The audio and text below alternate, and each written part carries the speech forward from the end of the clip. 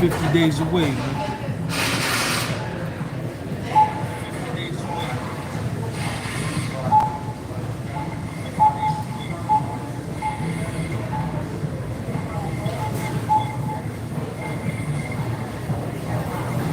50 days away. Jamil, what up, man? Jamil winning.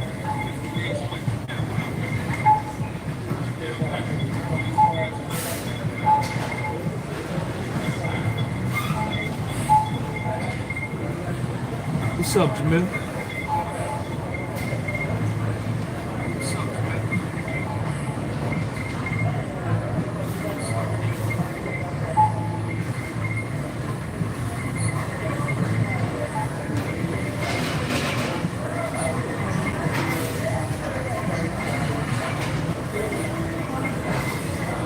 What's up with the people, man?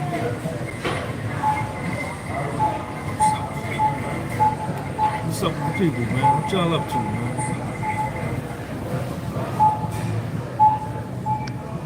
Where my messages at?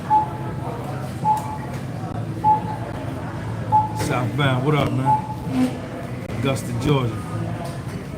Yeah. What's up? What's up, Bobby Jones Expressway, man? What you know about Augusta Highway, man? East New York, what up?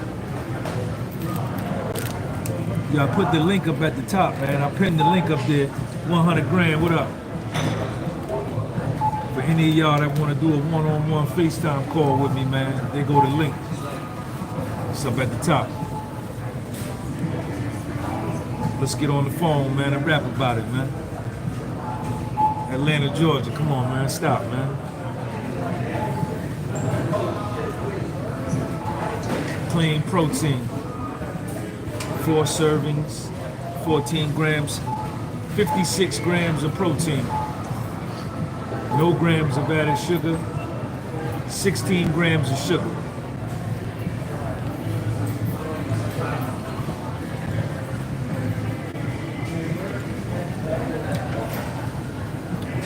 My mother from Lincolnton, Georgia, man. About 30 minutes from Augusta, right next door to Washington and Thompson.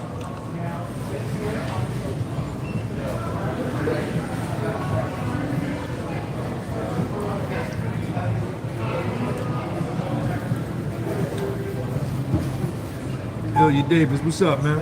I see you. Yeah, cottage cheese is nasty, but it's good for you, though. Hey, Jay Jackson, I'm looking forward to you doing that booking a call with me, man. I want to talk to you. I want to meet you. 50 days away from Puffy sentencing.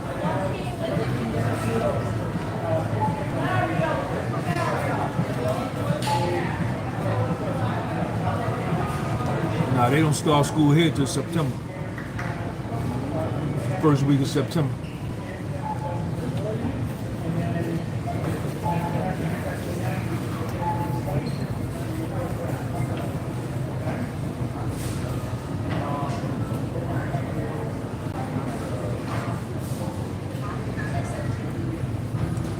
Okay, you a Southern South girl. What that mean? That don't mean nothing. What that mean? I'm from up north. I'm Jersey nigga.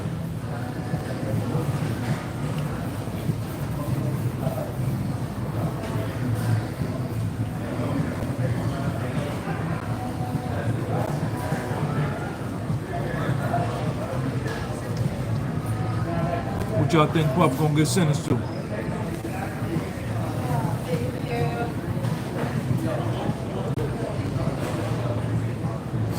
I think Puff is gonna get, let me start it off.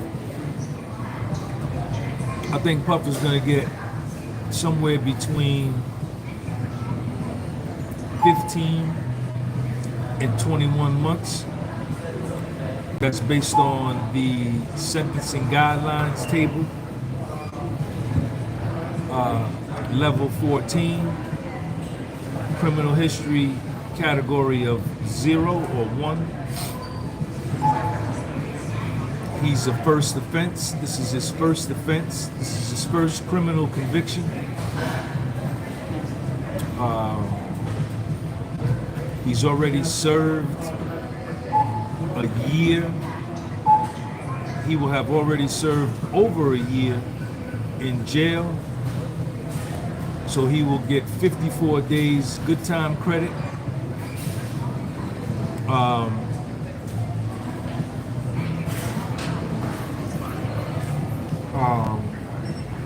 He'll have 54 days good time credit, so that'll run him up to 13 months.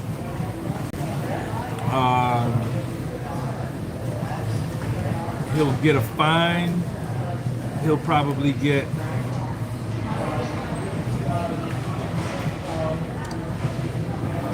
$100,000 fine, maybe $10,000 fine. He'll get three years of supervised release, which will be probation, and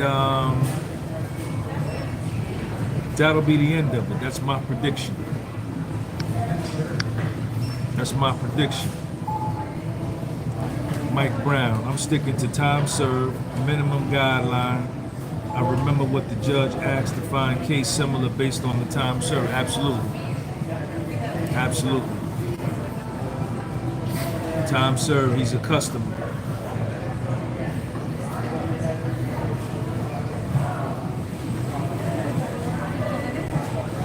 Oh, Kid Cudi doing an interview today?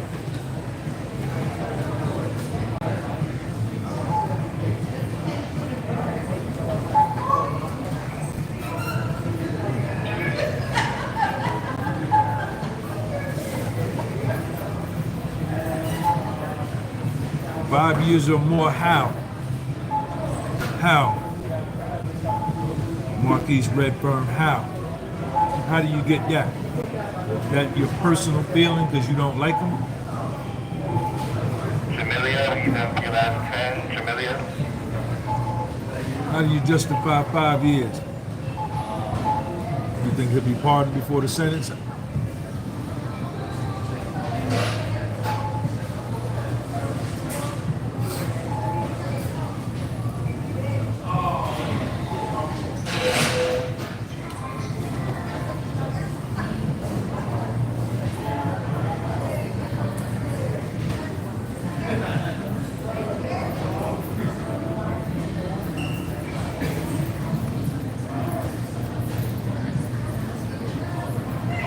Got the dope cottage cheese.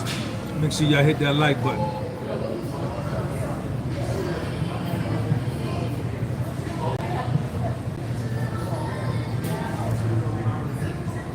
The Brat Sammy the Bull was on Vlad TV talking about Diddy gonna get the maximum sentence because the judge didn't let him out on bail after the verdict.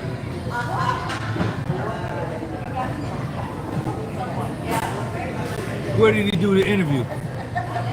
What channel did he do the interview on? Email me the video at thepodcastforsoul@gmail.com. Send me that Kid Cudi, interview. Email me the link.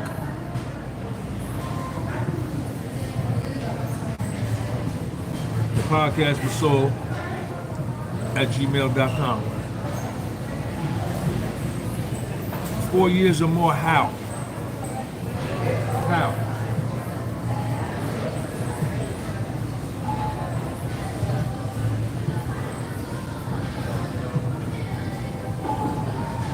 Oh, it's on Vlad TV. Okay. What's up, Maria?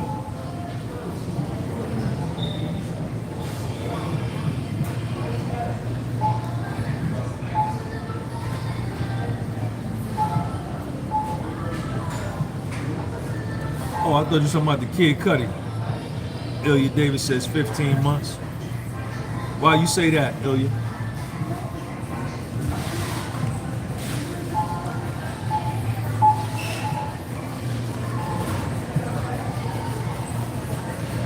I don't get paid by Bad Boy. I get paid by your girl. The money you give your girl, she give it to me. Watch and learn, chump.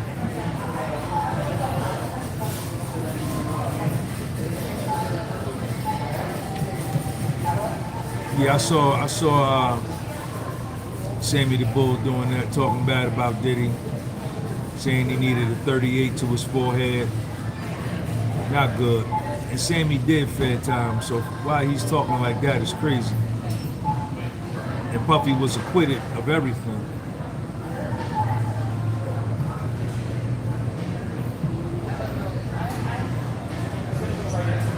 Lower end of the guideline.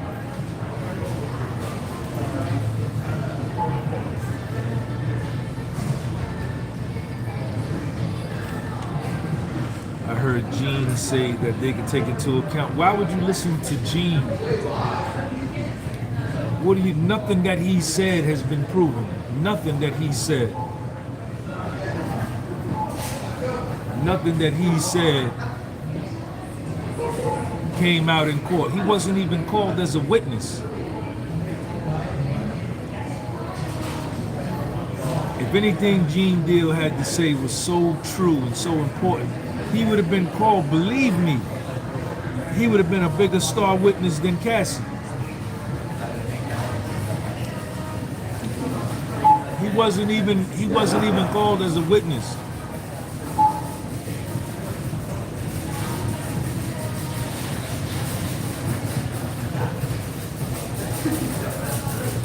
Five years plus. Mustafa Jallo, what up, man? Shout out to you. Stephen Washington, he only gonna get time because Southern District got a save face. It was two people living a freaky lifestyle. Yeah. Yeah, this is unprecedented. This is unprecedented. He's already the only person in the country right now serving time for this. He was a customer.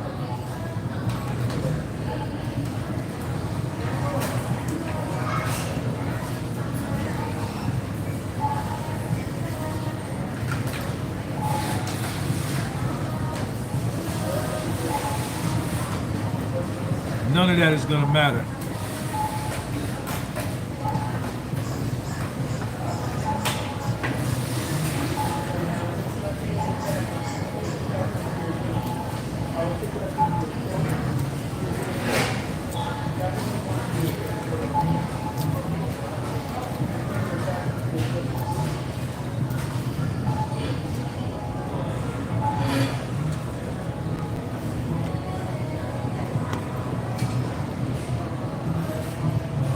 You want to lose weight, you want to get in shape, you got to eat like this.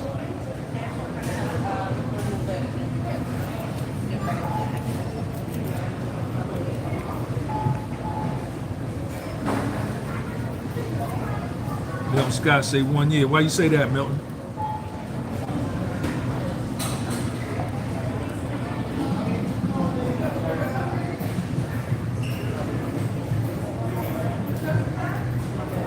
Trying to sabotage his character.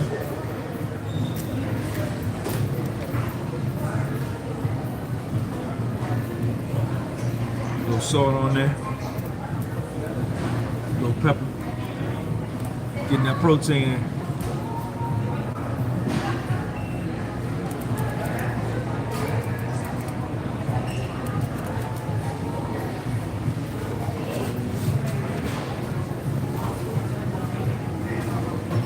Time served, no John in history has ever got time. Ain't that crazy?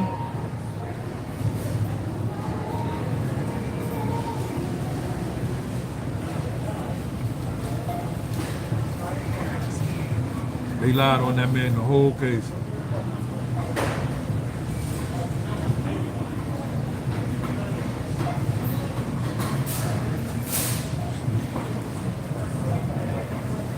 As the judge responded to the acquittal of retrial application by Alexander Shapiro.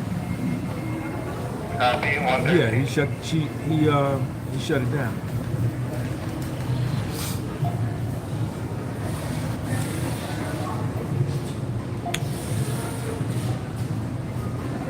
Glamour 1.0, what up?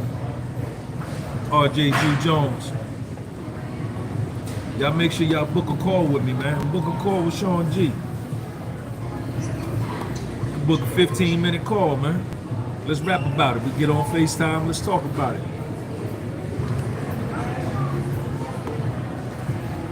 Michelle Robinson. I think he should get time served on the prostitution side because he was the John, and Johns are not usually charged and convicted. Shout out to Michelle.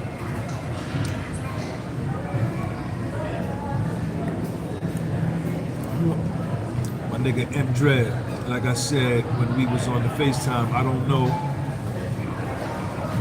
what they're going to give him, but I'm nervous. Sidebar, DJ Envy usually defends Diddy, but the other bozo praying he don't get home.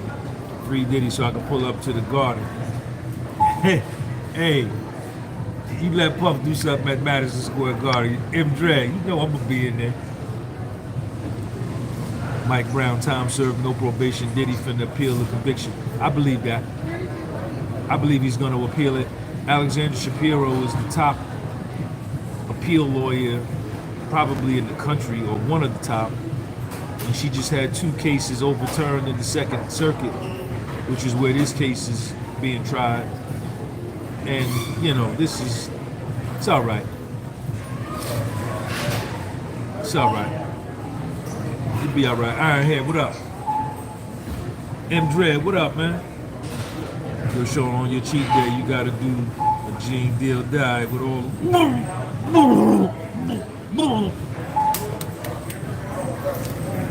I gotta do a diabetes diet.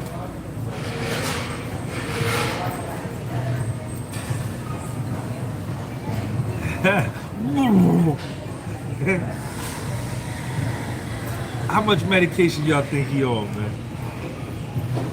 Ilya Davis, I'll be booking a tour for November when I go for podcast interview on November 13th. We had the best tour. Booked a call with you and got 2 podcast interviews. I appreciate you, man. Jarvis, your customer, that customer service, Jarvis. Got you, man. J Mastermind, what's up?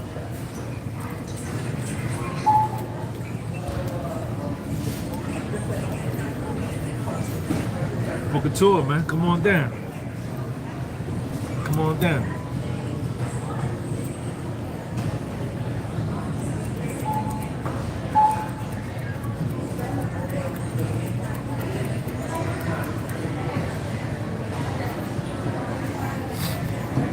That shit was funny as fuck when you was just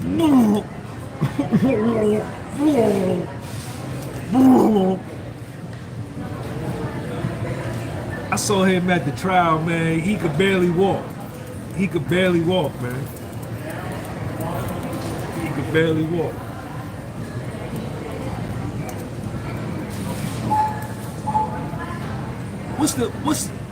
What's the black girl name from the Breakfast Club? What's her name?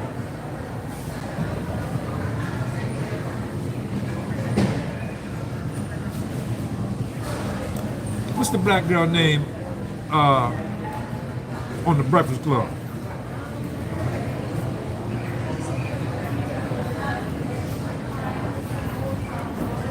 Lauren LaRosa. Gabi location. Lauren LaRosa.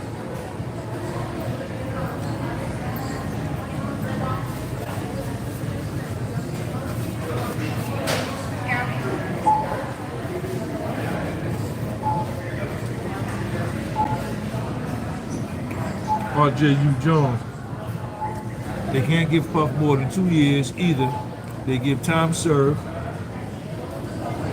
or probation. You got a year in a record.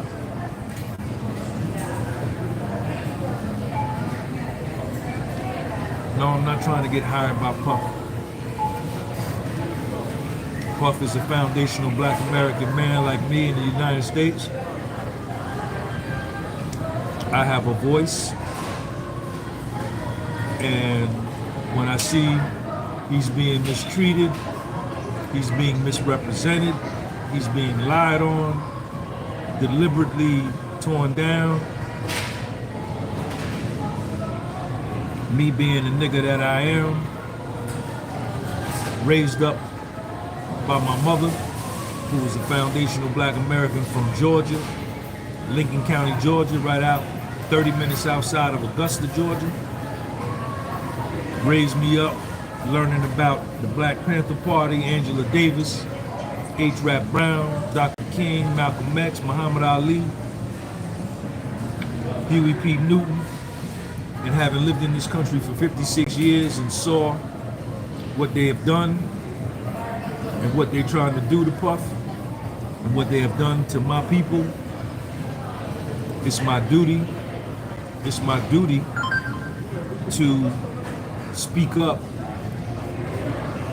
when I know what's right is right. If Puff was wrong, if Puff was a piece of shit, I would say that. In fact, like I've told y'all before, I believed everything they said about Puff over the last 5 years. I believed everything. I believed everything. And I had to recognize and accept that I was a fool. I was a fool. Sean G had to look Sean G in the mirror and say, Sean G, you was a fool, nigga. You believed everything mainstream media said. You believed everything other rappers said who was intimidated by Puff, who was jealous of Puff, who was scared of Puff. Sean, you believed everything that they said about him. And then you went down to the trial looking to hear it, because that's what I was going to report. I was going to report the buffoonery. I was going to report the nonsense to get views. But when I got down there, none of it came out. And what came out is that Puffy is a stand-up nigga. Puffy is a stand-up nigga. That's all that came out. Yes, what he does in his sexual life, that's on him. I don't get down like that. You understand? You know, I like to fuck missionary style. You know, little doggy style, hit it from the back, maybe hit it from the side. You understand? You know, on the couch, in the chair, put your knee up on the dresser. Let's go in the bathroom, let's look in the mirror, let's record it, let's film each other. But I'm not gonna have no other dude in the room with me while I'm butt naked getting no pussy. That's not what I do. But that's what he do. That's what he do. That's okay. That's okay. I like to hit it regular. I like to hit it regular. But he's a stand-up nigga, man. You know? And everybody that created all of these lies about him, you understand? That shit was all lies. All of it was lies. These rap niggas were intimidated by Puff's power. They were intimidated by Puffy's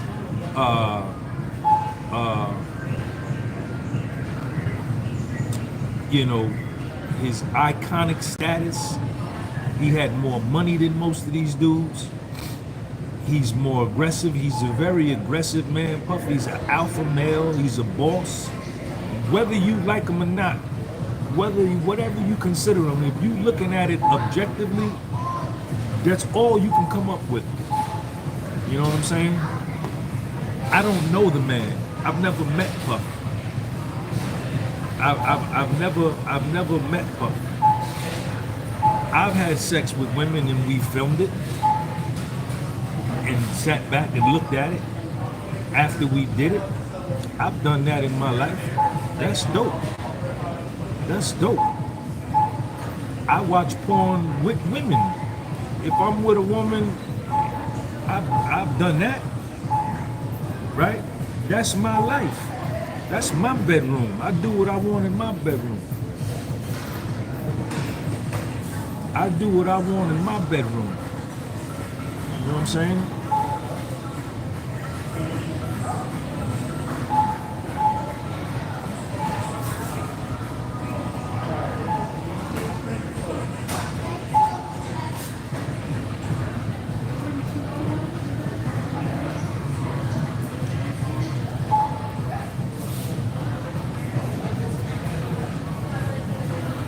You sound like a real sucker, Island Cowboy. I do that with your girl, man. I do that with your girl, chump. Fake profile name. Look at your life. You got the fake life. Your name on here is Island Cowboy. How much of a sucker can you be? On here jocking me, sweating another man. That's why your girl letting other dudes hit it.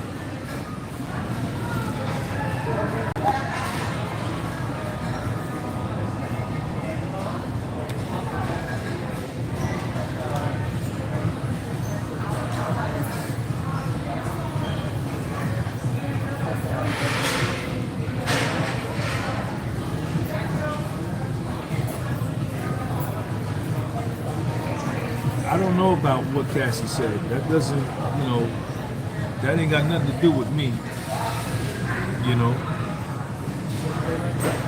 The United States government was trying to tear him down. And,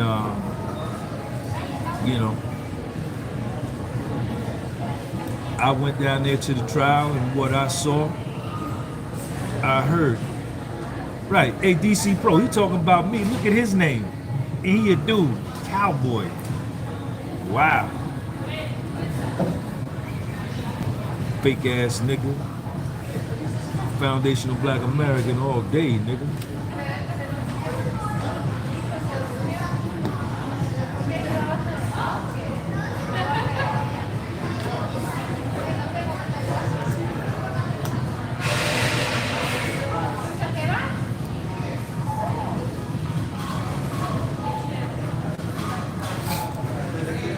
Puffy is a criminal. SD Hydro, he's a criminal. Okay, he's a criminal.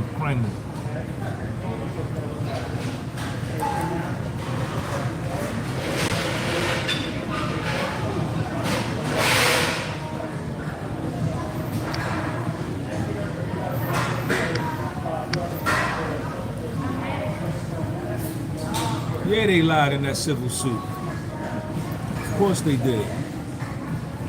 Of course they did.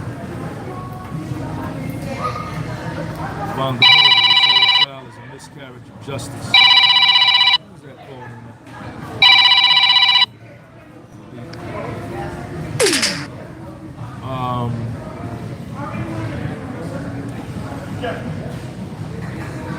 This Puffy trial has been inspirational in a certain sense because you see a man,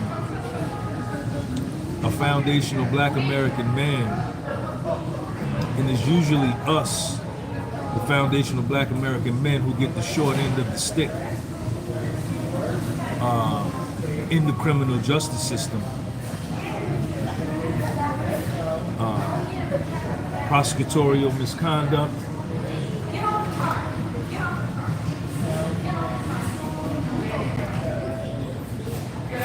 Prosecutorial misconduct,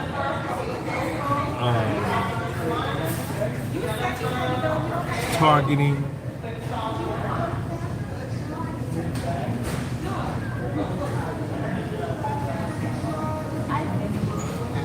and mass incarceration, and to see a foundational Black American man go to toe-to-toe with the government in trial, in the feds, in the Southern District of New York, in the center of the universe, New York City, and win.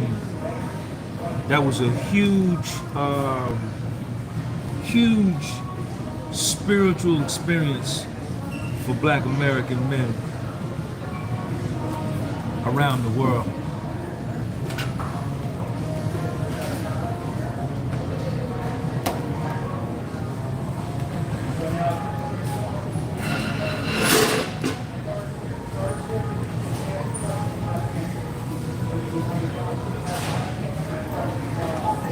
It was Cassie's now husband, former personal trainer, who coaxed her to pursue this. How do you know that? Where's your proof? You don't know that. Puffy is getting at least 5 to 6 years. Based on what?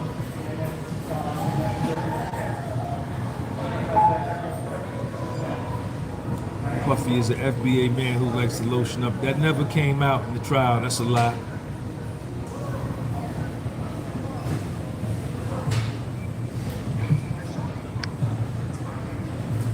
Put you in timeout for talking stupid. Justin Bieber, Kim Porter, Biggie Small, salute to them, and the lady whose nose got shot off indeed. None of that came out in trials, so you gonna get blocked too, stupid ass.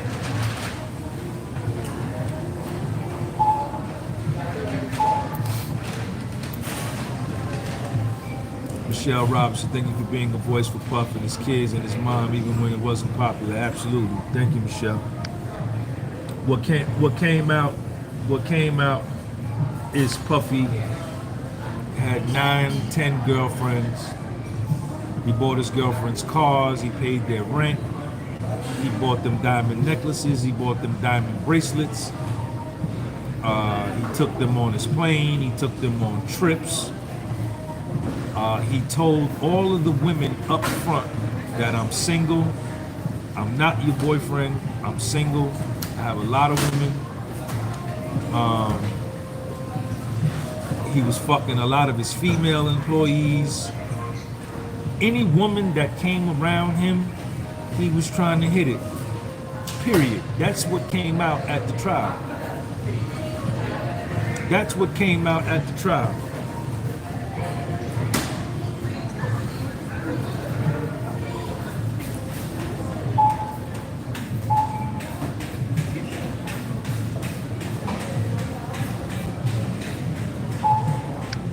That's what came out at the trial.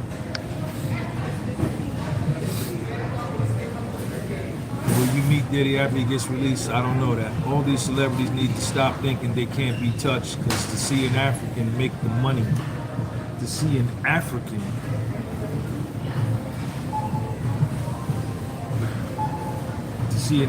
make the money they make and more, they only want to take them down. They set themselves up, putting everyone but God. I don't understand nothing what you're saying. Puffy is not an African. Puffy's a foundational Black American male. Foundational Black Americans are not Africans. We may be an Africoid type, but we have a totally different culture than y'all. The foundational Black American has a totally different culture than anybody on the planet. Different ideology, different cuisine, different language, different culture, different customs, unique physiological traits, cranial structure,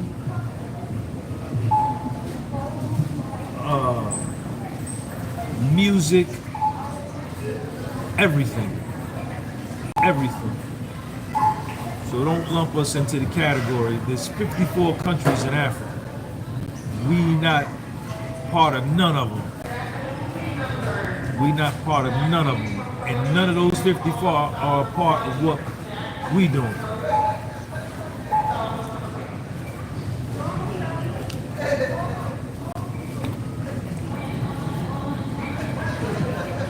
I never seen before, now that a lot of foundational Black Americans are drawing lines and making demarcation lines as to and defending and standing up for their culture. I've never seen other cultures of blacks be so offended that they can't be a part of us, that they can't be considered with us. They want to be more us than they want to be their own selves. Me as a foundational Black American, I don't want to go to goddamn Rwanda and say, yo, I'm a Rwandan, you know, or I'm gonna go to goddamn Angola and say, yo, I'm an Angolan, you black, I'm with y'all. No. But everybody gets all offended because they can't be a part of us. You're not a part of us. You're not a part of us. If you're not a foundational Black American, you can't lay claim to Muhammad Ali. If you're not a foundational Black American, you can't lay claim to Michael Jackson. I never seen so much motherfuckers wishing heavy jail time on a person. Bet any money those same motherfuckers will ask Diddy for an autograph. Ain't no question. Yo, Puff, let me get a selfie. Puff, let me get a selfie.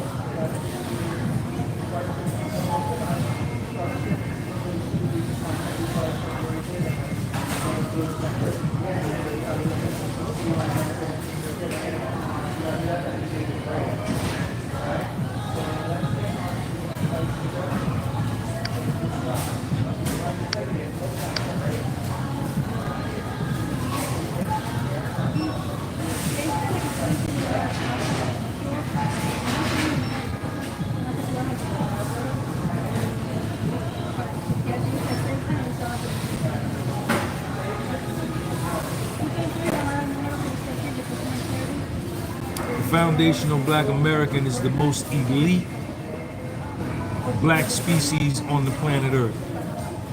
We are the most elite. You look at history, you look at our accomplishments, you look at our achievements, you look at who we produced. No one compares. No one compares.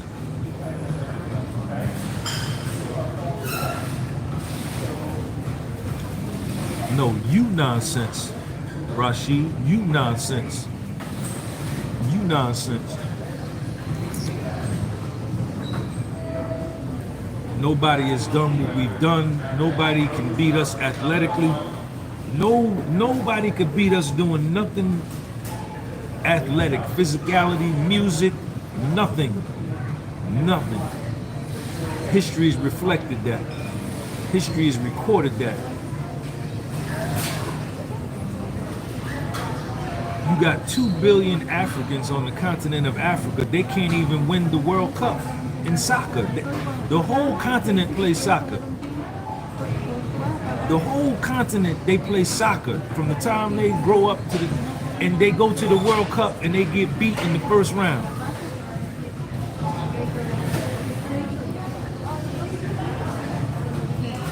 Nothing that we play, wherever we go on the planet, if we play it, we play it the best.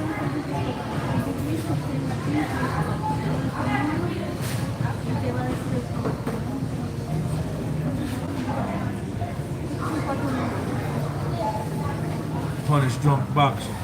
Keep motivating, champ. They say drama and chaos sells, but you showing that positivity, love, integrity, and respect is the best business model. Keep succeeding the honorable way. Shout out to Punch Drunk Boxing. Y'all make sure y'all go follow my man on his YouTube, on his Instagram, on his Facebook, on his TikTok.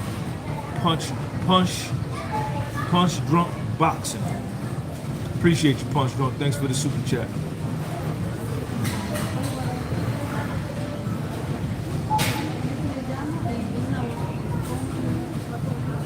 These were grown people and they knew what was going on and what they was doing.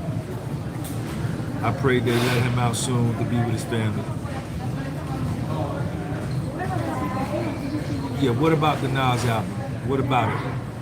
Keep asking me about Nas albums. Your ancestors are from Africa. Facts, whether you believe it or not. What is you don't know where the fuck we from. You don't know where the fuck we from because you didn't write the history. You don't know nothing about me. You don't know nothing about my ancestry. Nothing. Nothing. You must be one of them blacks from somewhere else that want to be with us. That want to be us.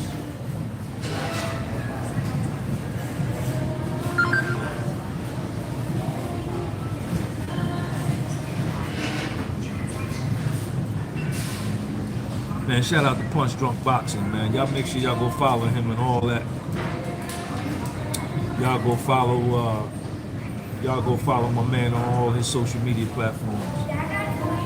Unless you were born in Africa and raised there, you come from there. But if you were born in America, you're not from Africa. The history has been told so bad that there were blacks. There are pyramids. There are pyramids in Mexico with the exact,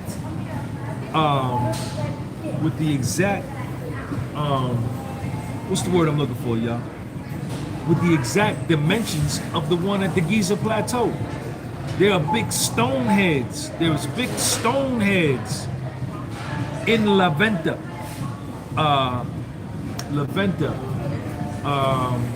What's the other part of Mexico? There's another part of it.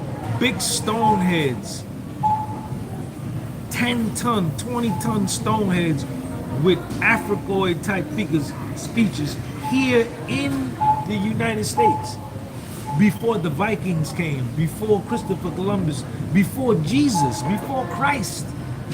Before Christ. Look it up. Real talk. Puff beat the case. He should have been home, but the government's hard time accepting defeat. 3 years max. They're gonna send him to a day camp for about 2 years. Shout out to Real Talk. Thank you, Real Talk. La Venta. The other one begins with Monte Alban. Monte Alban. All of these places, man. Niggas been here, man. The Olmec Stoneheads. There you go. Niggas been here. The Pyramid of the Moon in Mexico is the same dimensions as the one in the Giza Plateau.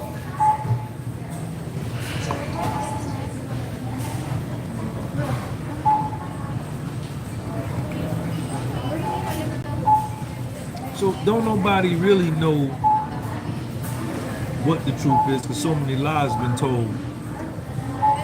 But as far as today, modern times, we are not the same. I don't eat jerk chicken. I don't eat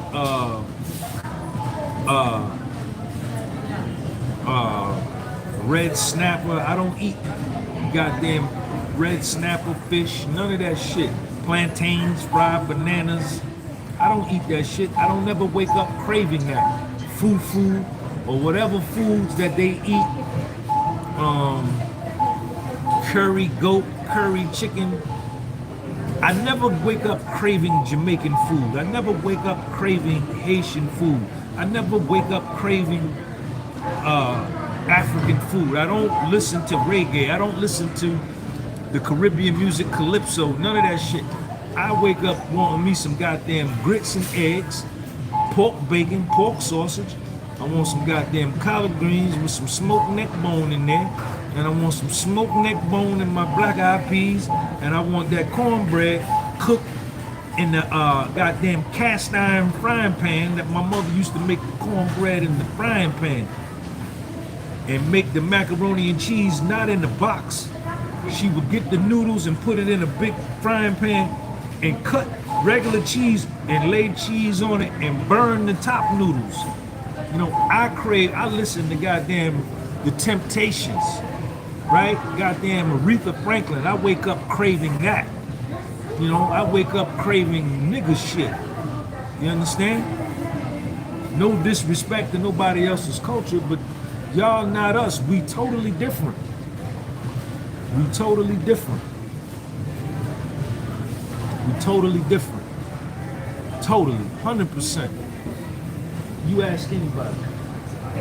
Ask anybody. When you go out today, when you go to the grocery store, pull somebody aside that's not black and say, listen, do you think there's a difference between blacks that come here from Nigeria or Kenya versus a black who's here from Jamaica versus a black who's from Dominican Republic versus a black who's from Cuba versus a black who's from Brazil, and then the foundational black American, and listen to what they say and ask them, say, can you tell the difference in them?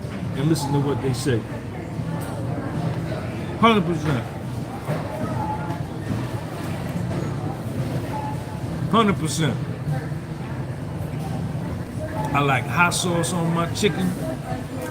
I like goddamn pork patty sausage. Break up the patty sausage in my grits. Mix my eggs in there.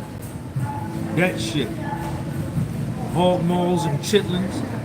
Shit. That kind of food. That's my food. That's my culture. Huh? The Four Tops. Stevie Wonder. Michael Jackson. Joe Frazier. Bo Jackson. Hank Aaron. Lawrence Taylor, Barry Sanders. Huh? Talk to me now. Tell me when you want me to stop. Willie Mays, Ken Griffey Jr., Satchel Paige, Negro Leagues. Right. Right. Nobody got them kind of winners. Nobody got those kind of people.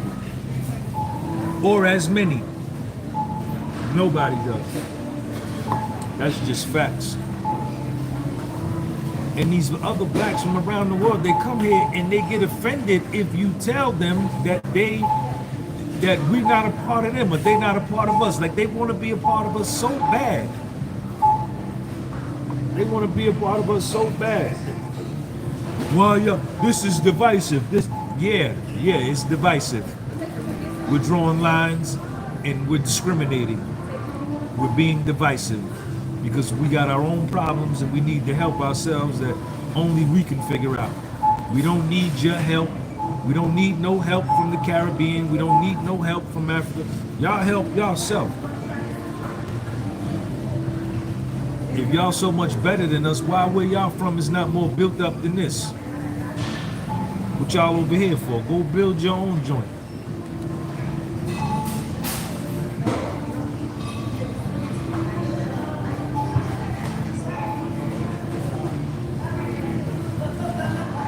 Of course I got white blood in me. The slave master, the miscegenation that went on during slavery, you'll find very few foundational black Americans that are totally homogeneous, pure-blooded, foundational black Americans because of slavery and miscegenation and race mixing between the Native American, the white colonizers. Yeah, there was some crackers that owned me, there was some white folks that owned me, owned my people, 100%. Of course.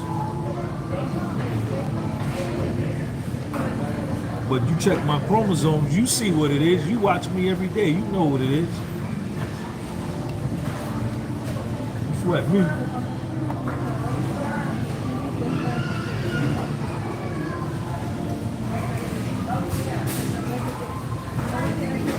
You're right. I don't mean to offend nobody, you know, but I love my culture. I love my people. I love who I am. I love where I'm from. I love my history. I even love the slavery part. I love it all. I love it all.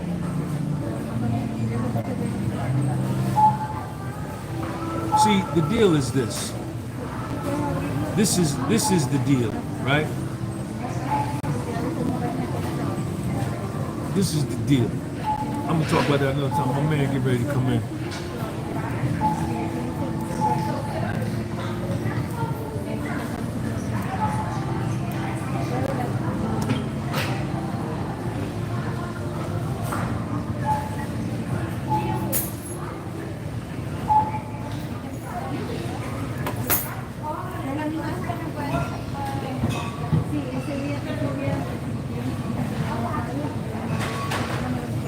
On the hold, I see you. No, I'm not racist. Why I gotta be racist? Because I'm racist because I'm expressing myself in my identity and expressing my knowledge of self. You consider it racist because you used to the foundational black Americans that you are accustomed to dealing with and that I'm accustomed to dealing with have no knowledge of self, and they walk around like this with their head down and their shoulders slumped, filled with self-hatred, filled with low self-esteem. They have a low self-perception. But when you come on here and you see me, you don't see that kind of nigga. You see a nigga that's full of pride, confidence. He has knowledge of self. Right? He knows who he is. He believes in himself. So don't, you know, you can put that, you want to call me racist, then knock yourself out. But I know who I am.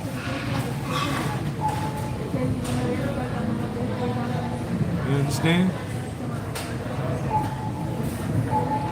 That's the truth. Everything I'm stating is truth. Tell me when I lied.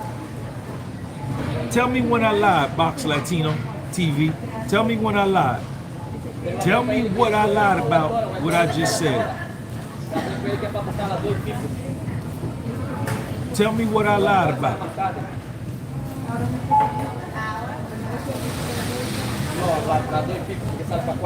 Tell me what I lied about. Okay. Check this out, Box Latino TV. The foundational black American, right? This is the reason why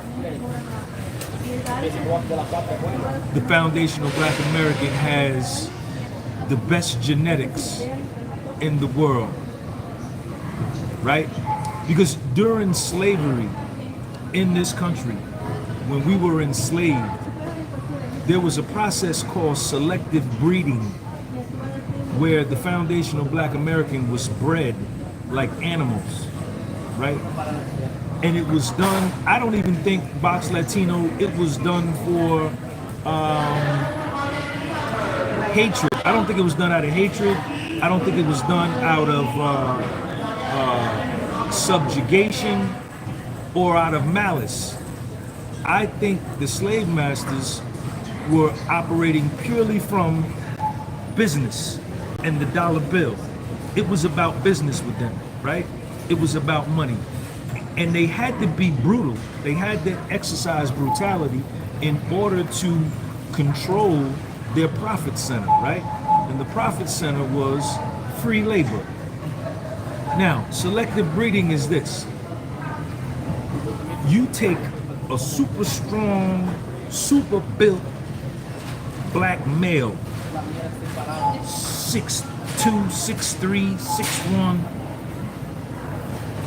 built diesel, and you force him, you buy him, and you put him on your plantation with 30 women, and you just by nature, just by matter of natural law, through lust and the male's attraction to women, he is going to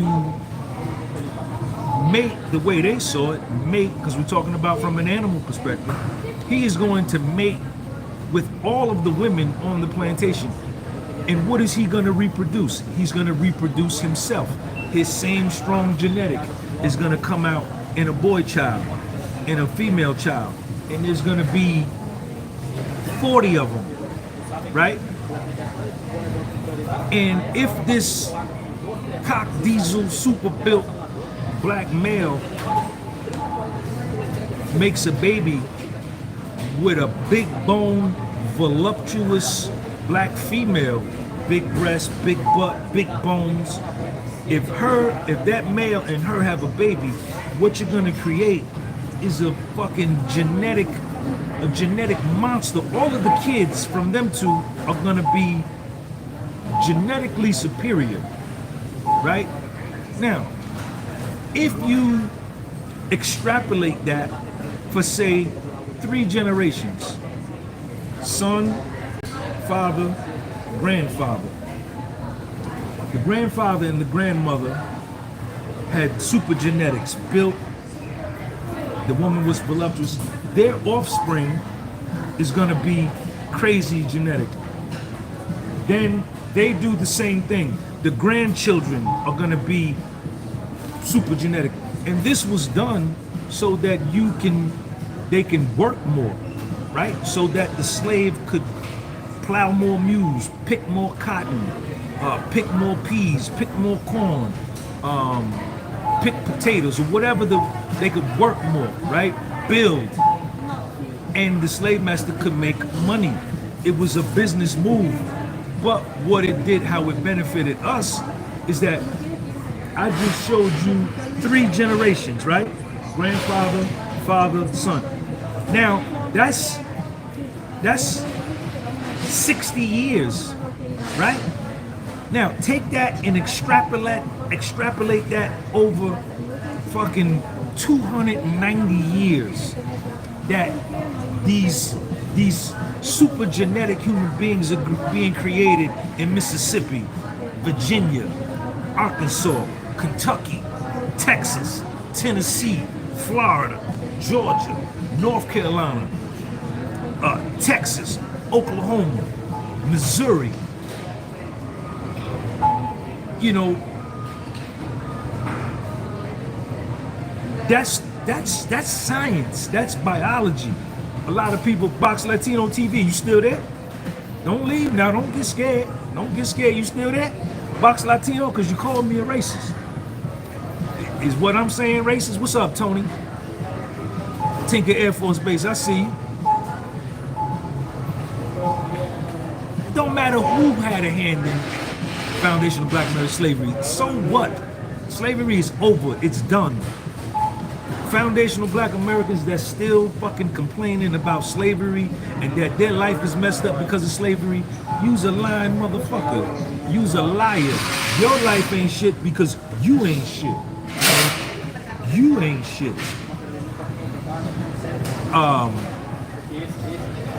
So you take that and, you know, I'm 56 years old. Look at how I look. Most foundational black Americans, when we get old, we don't look old. We don't. Some of them do. If you smoking dust and you sniffing coke and you smoking weed and you drinking and you not taking care of your body, you eating a lot of sugar, it's gonna tear your body down no matter who you are.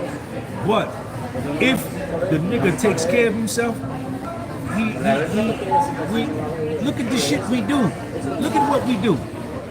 Football, basketball, any sport that requires intelligence and physical movement, nobody could beat us. That's history. That's facts. That's facts. You know? That's biology. On my father's side, we traced our ancestry back. This is Marlboro County, South Carolina. Bennettsville, South Carolina. That's where I go back to on my father's side. We traced it all the way back to like 1836, which is the early part of the 19th century. The patriarch, the man that created our family tree, was a slave. He was getting ready to get hung. He was on the gallows pole. I don't know what he did, but his slave master was getting ready to hang him. Another slave master came and bought him. His name was Killis Wright. Killis Wright. The slave master bought him, took him back to his plantation, tobacco, because a lot of tobacco came out of South Carolina, and cotton. And he had, Killis Wright on this plantation, had 34 kids. That's the patriarch of my family. Ain't no telling how many he had in out of his other life. You know, there was no birth certificates, there was no hospitals. When you had a baby back then, you were born in the house. A midwife came and delivered you. No vaccines, no shots, no measles. You know what I'm saying? And that's the truth. And a lot of niggas, a lot of foundational black Americans are ashamed of this truth because they're ashamed of themselves. They don't like themselves. But this is facts. Lavender Smiles, what's up, baby? I see you. Thank you for that, Canadian. I'm gonna go get me a coffee with that. Where did Box Latino TV go? I know you didn't run, nigga. I grew up with too many Latinos. Y'all ain't scared.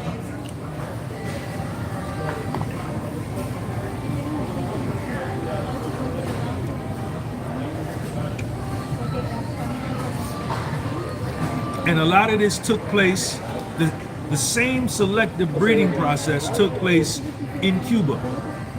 The same selective breeding process took place in the Dominican Republic, where there were slaves. In Haiti, where there were slaves. In Jamaica, where there were slaves. In Brazil, where there were slaves. In Guyana, where there were slaves. In Mexico, Peru, Colombia, Curacao, Panama, Honduras, Guatemala, wherever there were slaves, this same process took place. But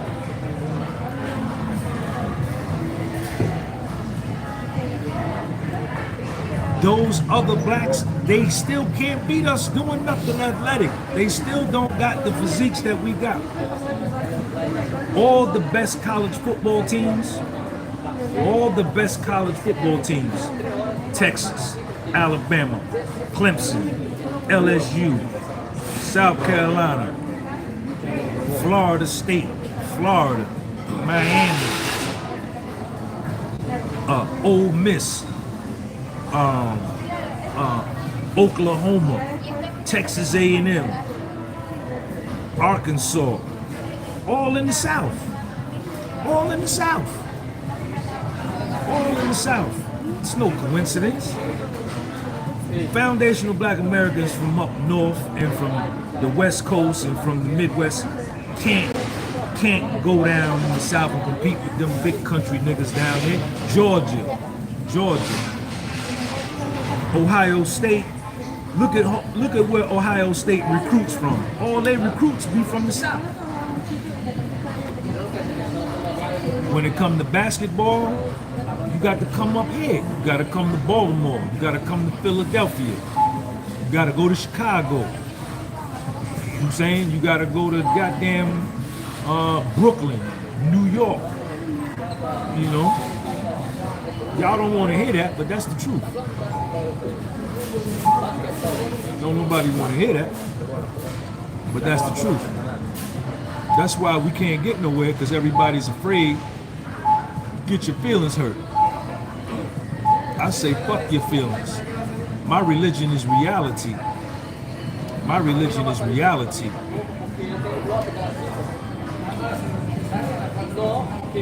And then you go to soccer, you go to Africa, this is the full-blooded African. No miscegenation, no race mixing, no slavery, just colonized, no slavery. They play soccer. They got nice physiques, nice bodies, they look like, but they can't win. They're not the best in the world. That's soccer. Germany is the best. Brazil is the best. France. So what does that say? Don't nobody play football better than us. Don't nobody play baseball better than us. Don't nobody play basketball better than us. Nobody. If you look at Major League Baseball, all of the records, all of the Hall of Fame records, the world records in Major League Baseball is held by the Foundational Black America. Except Pete Rose's hits. Pete Rose was a bad white boy. And the white boy that played baseball in the 70s, he is 19 times better than the white boy that played baseball today, because the white boy that played baseball in the 1970s and 80s played against the Foundational Black American, because 25% of the league in the 70s and 80s was Foundational Black American. So them white boys that played back then was the truth. Nolan Ryan, George Brett, Lenny Dykstra, Pete Rose, Mike Schmidt, Steve Garvey, Rich Goose Gossage, Lou Piniella,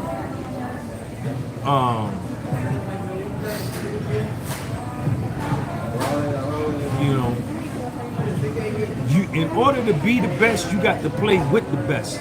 There are no Foundational Black Americans in baseball today. That's why don't nobody watch it. Jackie Robinson was no good. Jackie Robinson was not a good baseball player. When Jackie Robinson got drafted by Branch Rookie to play for the Brooklyn Dodgers, he was sitting on the bench with the Kansas City Monarchs in the Negro Leagues with Satchel Paige. He couldn't even start. He was not even a starter on the Kansas City Monarchs. But they drafted him because he was a more docile black. He was more meek. He would be able to take being called racial epithets and spit on and soda thrown on him and shit like that. Whereas Josh Gibson and Satchel Paige, they wouldn't have been able to take that. A lot of them other dudes wouldn't have been able to take that, because they would have ran up into the stadium with a bat, and then that would have been the end of it. Jackie Robinson was sitting on the bench. He was a bench player for the Kansas City Monarchs when he got called up to play with the Brooklyn Dodgers. That's facts. That nigga, he wasn't good.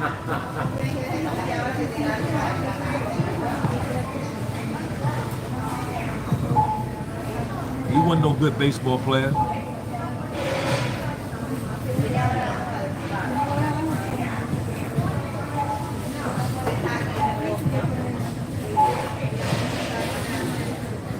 They handpicked him.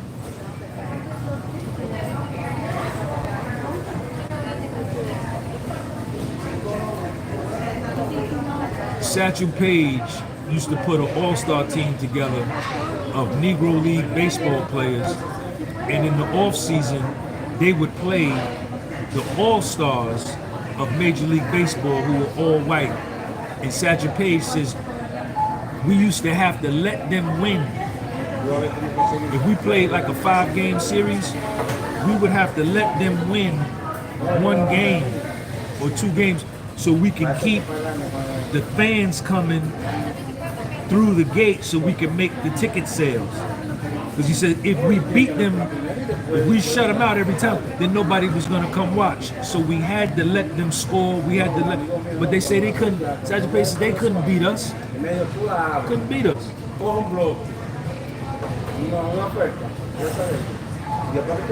These are facts. These are facts.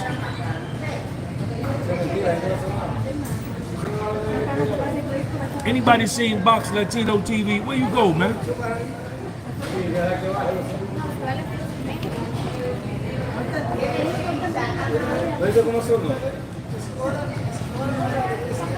There's no blacks in Major League Baseball now.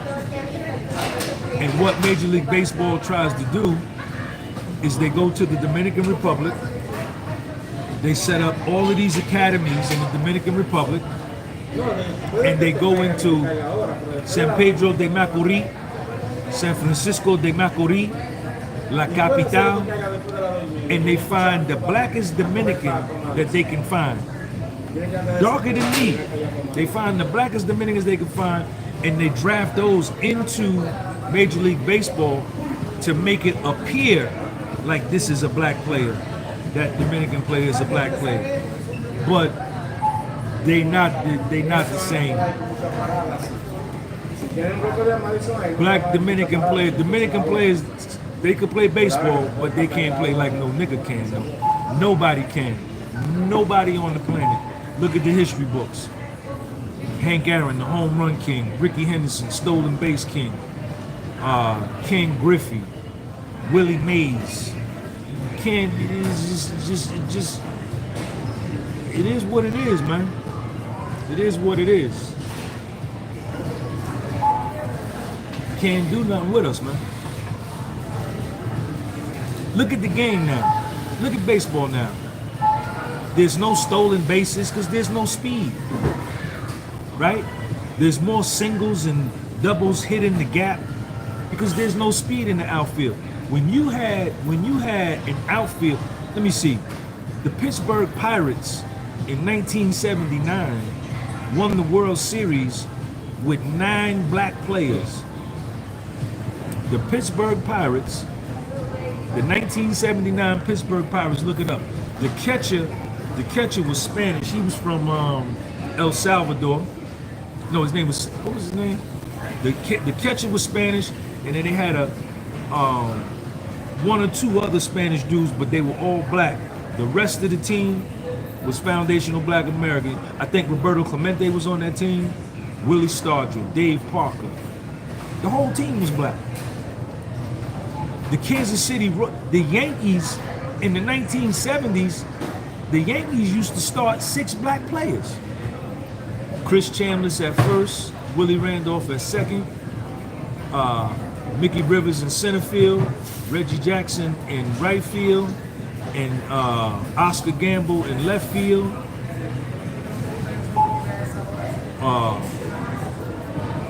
5 black players. Yankees damn near the whole team. The Kansas City Royals and the St. Louis Cardinals, damn near the whole team was black.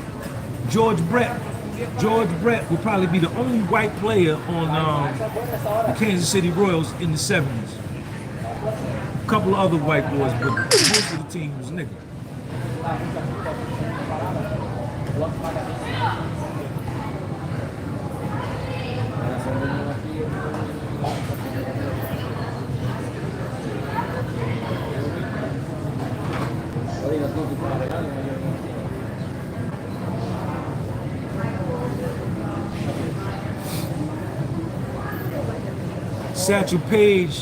Satchel Paige, they didn't let him play. They didn't let Josh Gibson play. They didn't let these niggas play, man. Hank Aaron used to have FBI protection. When he got closer to breaking Babe Ruth's record, the FBI had to step in, and he couldn't even travel with the team.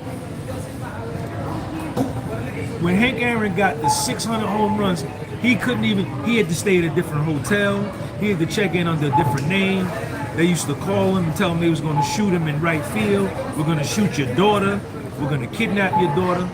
We're going to kill your family.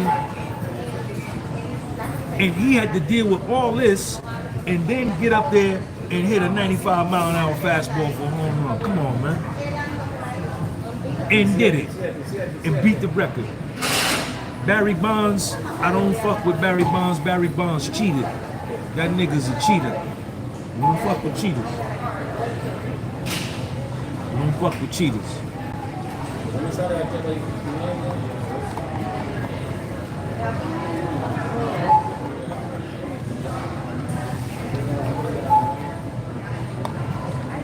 That's just the truth.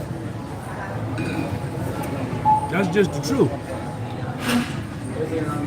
Michael Jackson, Muhammad Ali. Come on, man. Now check this part out. Check this part out.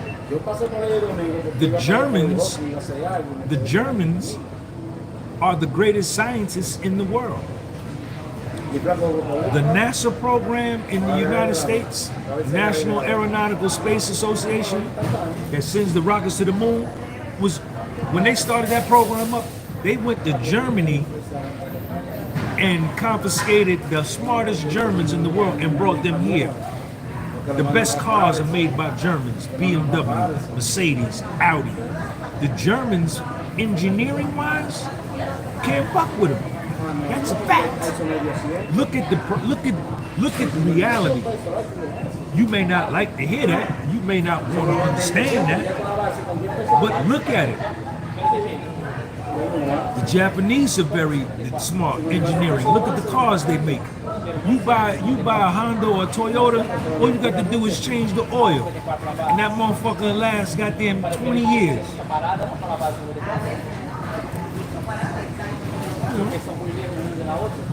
You gotta deal with reality and be honest, man. That's the only way you can achieve self-love, man. You gotta know who you are, man. Mr. E, German stole from FBA. What did they steal from FBA, fake profile? What did they steal from FBA? What? What did they steal?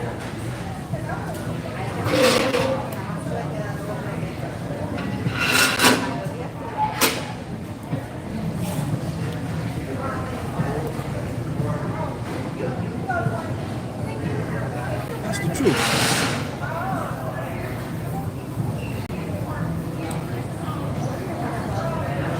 Fuck out of here. Get stupid ass out of here. But the foundational black American man, he's weak. He's weak. The foundational black American man is weak man. You could just look at his condition. He's a lost man. He's a confused man. He's lost. His self-esteem is low collectively. Now you have individuals within our group, like myself, that have tremendous self-esteem, tremendous confidence, and tremendous bravery. But collectively as a whole, this nigga, he done quit. He done gave up. And he lives in the past. He wants somebody to give him something. He feels like he's owed something. He feels entitled, like he's owed something for slavery, and this nigga ain't picked up a shovel in his life. Yet the foundation of black Americans who were in slavery worked hard, built something, got married, had children, built their own houses, raised their own gardens. But the nigga today want to benefit from what the foundation of black America went through that he didn't have to go through. And he got all the opportunity in the world today, but he want to smoke weed and play Roblox and Call of Duty and Fortnite and smoke hookah and vape and listen to rap music and watch TV and watch porn and jack his dick 3 times a day in the daytime and blame the white man for all his problems. That's the nigga today. A great majority of them think that way.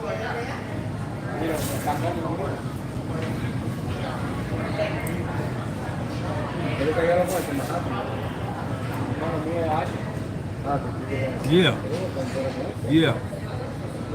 Want to live at home with his mother till he's 30, 40, wear Crocs and pajama pants out to the store. Fuck out of here, nigga. Addicted to social media, addicted to TV, addicted to music, addicted to high fructose corn syrup, addicted to weed. And then he talks to and commiserates with other foundational black Americans that's as fucked up as he is, and then they both come to the agreement, yeah, man, the white man got us fucked up. White man, yeah. And then all his problems are the white man's fault. Yeah. True story. I stay away from them kind of niggas, man. I stay away from anybody that's blaming somebody else for their problems. We ain't got nothing in common, man. Nothing. I made my first $1 million when I was 38 years old. From zero, I was dead fucking broke. I started a business in 1999. A real estate business, real estate business, business consulting practice. I was dead ass broke. I told y'all the story. I ate a can of cake frosting. I ate a can of cake frosting one night with tap water for dinner. With no food in my house. I used to go around to the corner store and buy a loaf of bread. Loaf of bread back then was like $1.99. I buy a loaf of bread and eat a loaf of bread with tap water. I used to drink the water out the sink, the kitchen sink. I turn on the water and put my hand like this.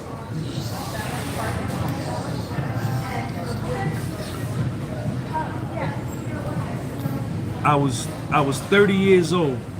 8 years later, and I had a felony conviction. And I was a recovering drug addict, recovering alcoholic. I stopped drinking, stopped getting high, got clean.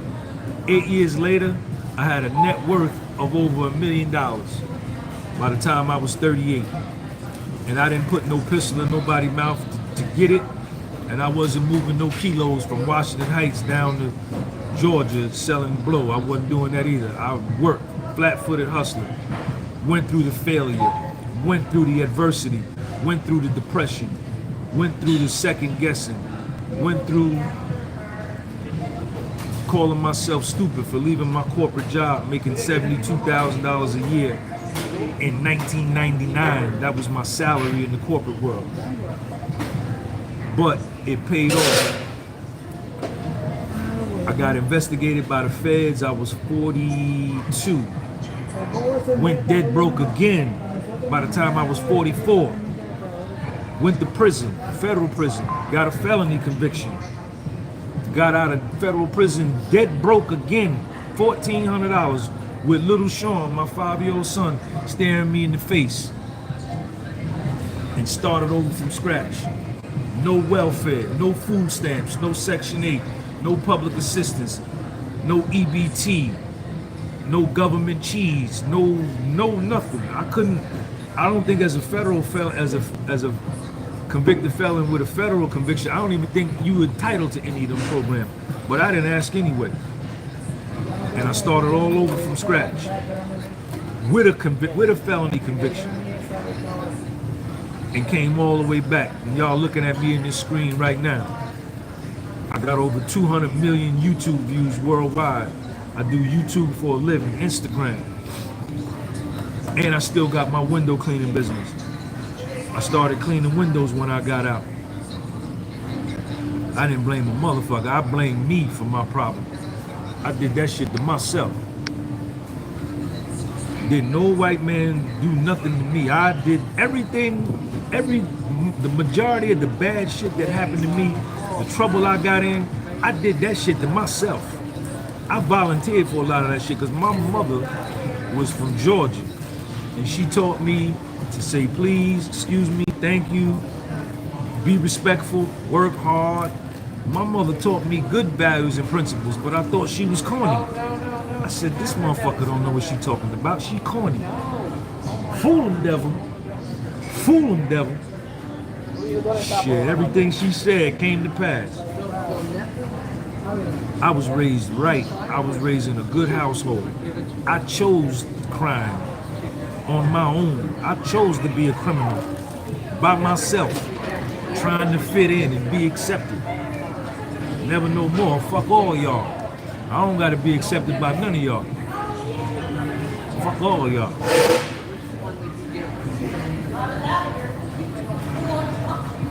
I ain't blaming nobody. I'm out here in this world. In the United States, this is a $33 trillion economy. $33 trillion. And I can't make $100,000?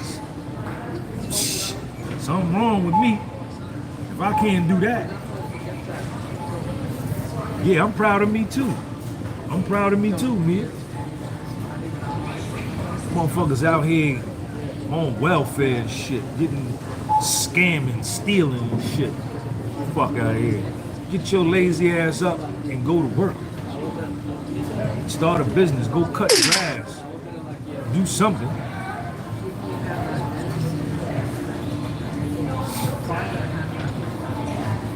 Do something. Ain't no excuses. Ain't no excuses. I'm an excuse killer.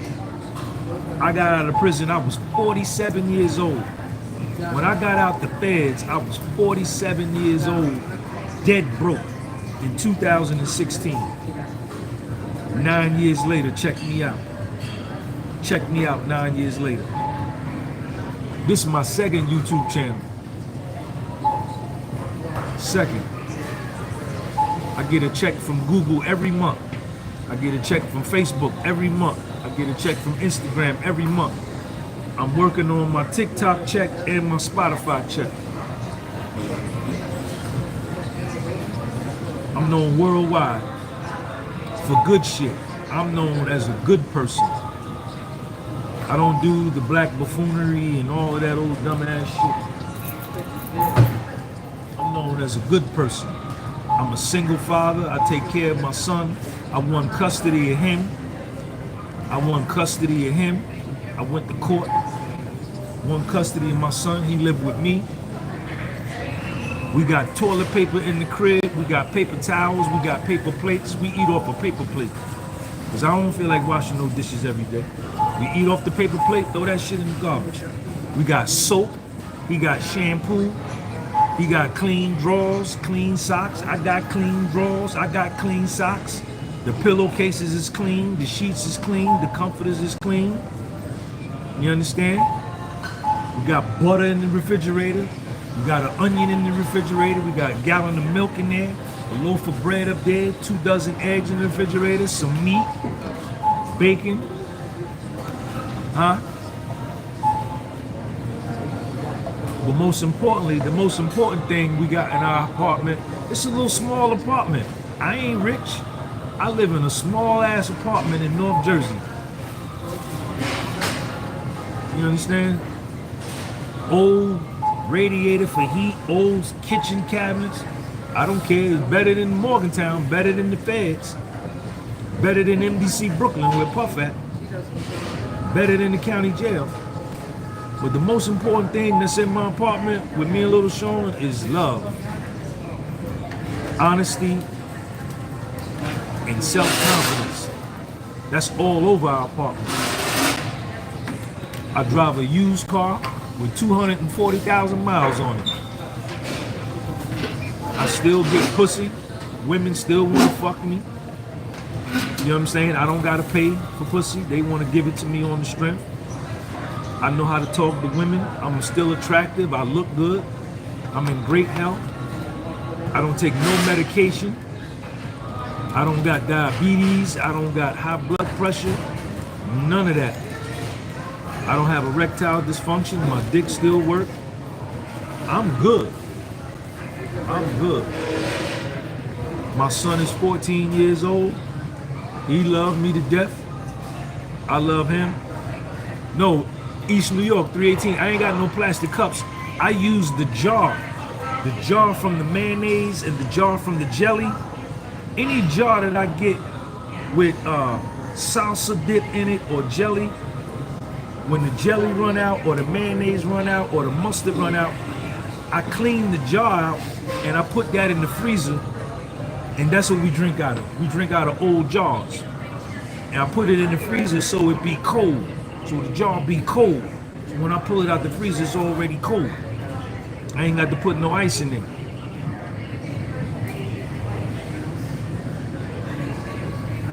That's all that matter, man. That's all that matter. I got my self-respect. I got my name, my integrity's intact. I didn't rat. I didn't become an informant. I didn't snitch on nobody. I took my time and went and did it like I wanted, like I had to. Went in like a man and came out like a man. And I'm a man amongst men. Right now. It's all that matters.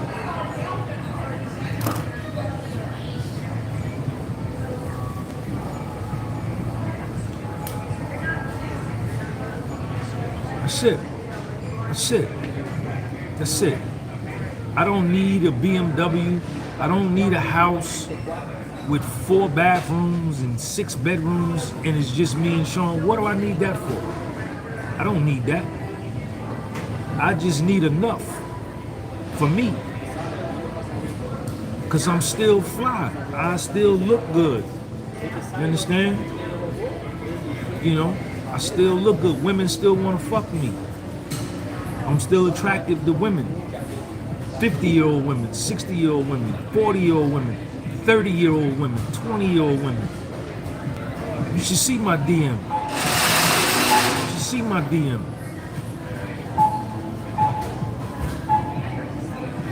Right? I work out every day. I do calisthenics every single day. I don't miss a day. I ran 2 miles today.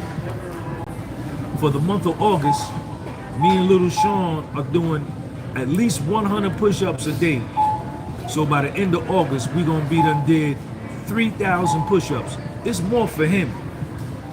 Because when I was 14, when I was his age, going into 9th grade, I was smoking angel dust.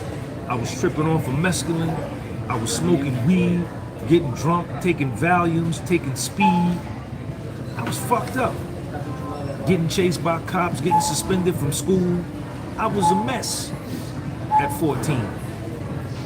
He ain't doing none of that. He don't get high, he don't drink. He work out with me every day. So I'm instilling in him the good stuff that I didn't have. See what I'm saying? So that's it, man. That's what this shit is all about. And I'm gonna die one day. And before I die, I'm gonna live. I got a good life. All the bad things that done happened to me, I'm not ashamed of it. All of my mistakes, they made me who I am today. I love me and I love my life. Everything that done happened, I wouldn't change nothing. I don't want to be nobody else. I don't want to be nobody else. Peace.